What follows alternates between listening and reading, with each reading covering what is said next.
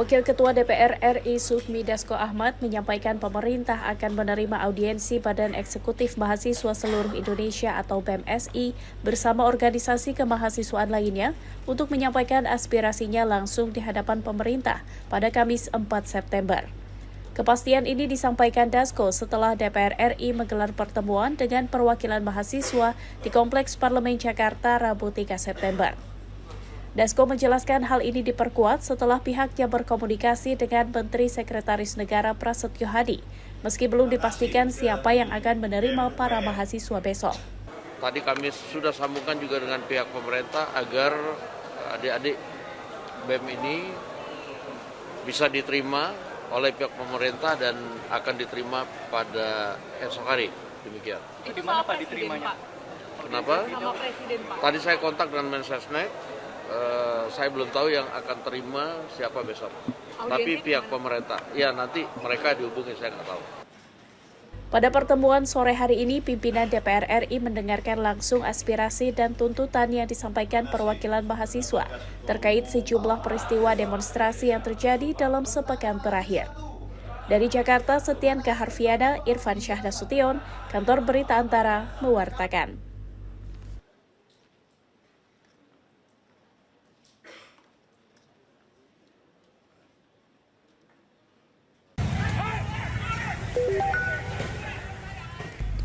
Dewan Perwakilan Rakyat Republik Indonesia akan berkoordinasi dengan kepolisian untuk proses pembebasan para demonstran dan mahasiswa yang ditangkap dari aksi demonstrasi yang berlangsung di sejumlah daerah pada tanggal 25 hingga 31 Agustus. Menurut Wakil Ketua DPR RI Sufmi Dasko Ahmad di Jakarta Rabu 3 September, upaya tersebut akan dipertimbangkan setelah menerima audiensi dari mahasiswa yang menuntut pembebasan. Ya, yang pertama-tama kami akan berkoordinasi dengan pihak kepolisian tentunya. Kita akan lihat kasus per kasus. Apabila memang dapat dikomunikasikan, kita akan komunikasikan. Ini di luar yang kemudian melakukan tindakan-tindakan anarkis yang memang terbukti. Demikian. Adapun pihak DPR RI saat audiensi bersama mahasiswa akan meminta penjelasan langsung kepada Kapolri perihal jenis pelanggaran yang dilakukan para demonstran, serta meminta pembebasan para demonstran yang tidak terbukti melakukan tindakan anarkis. Dari Jakarta, Setianka Harfiana, Irfan Syahnasution, Kantor Berita Antara mewartakan.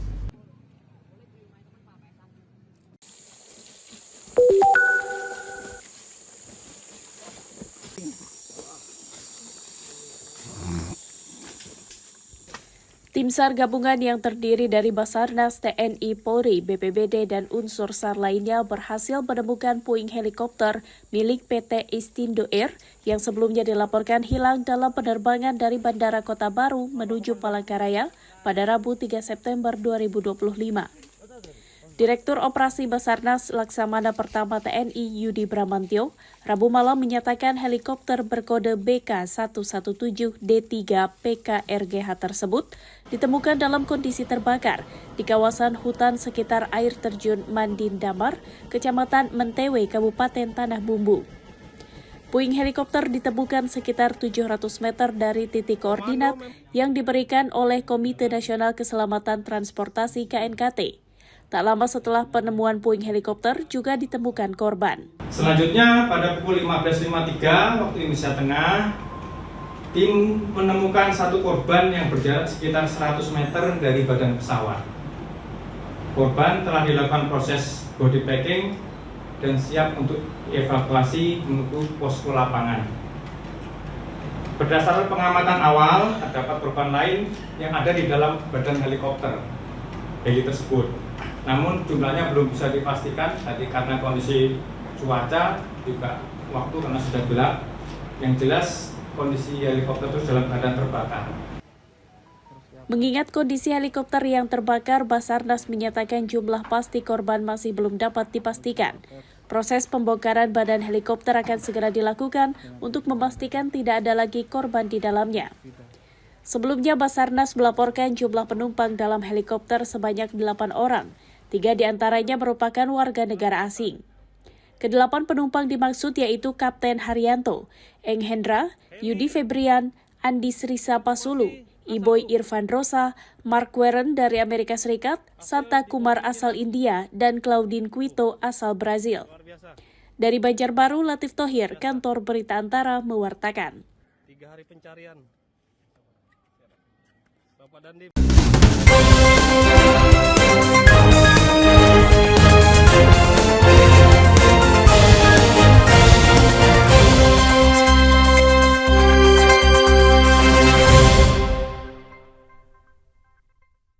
Halo Sobat ATR BPN, tanahmu ingin disertifikatkan? Pasang patok dulu, baru nanti tanahmu diukur. Kenapa harus pasang patok dulu? Ada keuntungan dari pasang patok. Pertama, pengamanan aset dengan kepastian batas bidang tanah. 2. Meminimalisir sengketa dengan pemilik bidang tanah yang berbatasan. 3. Memudahkan dan mempercepat petugas pertanahan untuk mengukur dan memetakan tanahmu. Pasang patok itu gampang, bisa dilakukan sendiri, karena bisa dibuat dari beton, pipa besi, pipa paralon, atau kayu. Tapi ingat, yang pertama, pemasangan patok itu harus kesepakatan antara pemilik tanah dengan tetangga yang berbatasan. 2. Ukuran patok tanah yang dibuat sekurang-kurangnya sepanjang 50 cm. Nah, kalau patok sudah terpasang, tanahmu bisa langsung diukur petugas Kementerian ATR BPN untuk ikut program Pendaftaran Tanah Sistematis Lengkap atau PTSL. Tanahmu jadi bisa lebih cepat bersertifikat. Ayo pasang patok tanahmu, pasang patok, anti cekcok, anti caplok.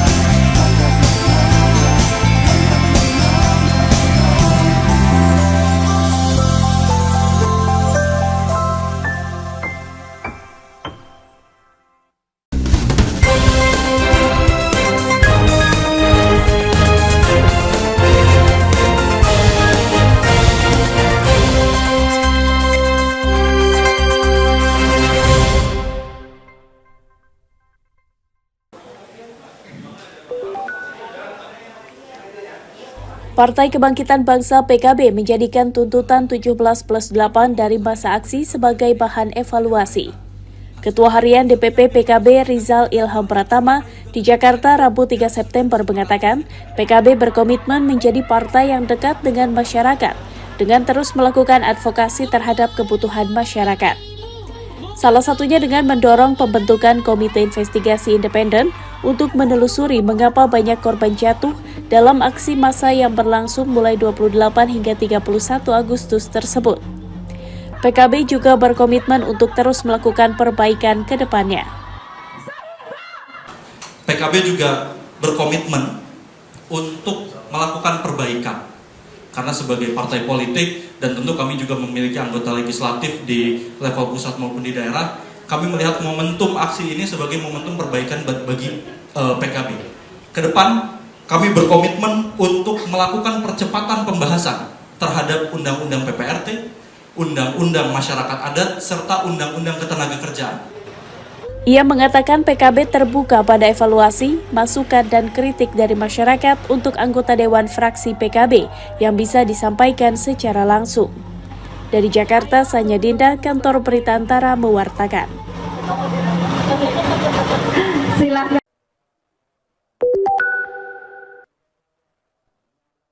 Komandan Brimo Polri Kompol Kosmas Kagae yang menjadi salah satu pelaku pelindas ojol Afan Kurniawan hingga tewas menerima sanksi berat berupa pemberhentian tidak dengan hormat PTDH berdasarkan hasil sidang etik Polri. Informasi tersebut disampaikan langsung oleh Karopenmas Divisi Humas Polri, Brigjen Polisi Truno Yudo, usai sidang Komisi Kode Etik Profesi Polri di Gedung TNCC Mabes Polri pada Rabu 3 September malam. Kosmas dinilai telah bertindak tidak profesional dalam menangani aksi unjuk rasa pada 28 Agustus 2025, sehingga mengakibatkan adanya korban jiwa atas nama Afan Kurniawan.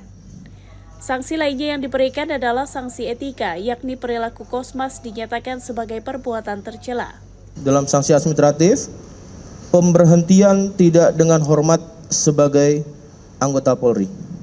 Itu rekan-rekan yang dapat kami sampaikan hasil daripada sidang Komisi Kode Etik pada hari ini. Sesungguhnya saya hanya melaksanakan tugas dan tanggung jawab sesuai perintah institusi dan perintah komandan secara totalitas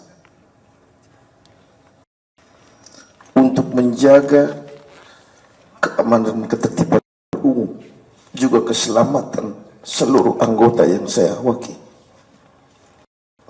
walaupun juga dengan risiko yang begitu besar.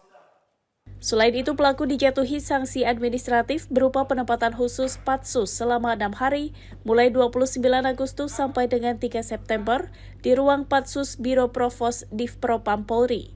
Usai dipecat, selanjutnya Kompol Kosmas akan dilakukan proses penanganan pidana oleh pihak Bareskrim Polri.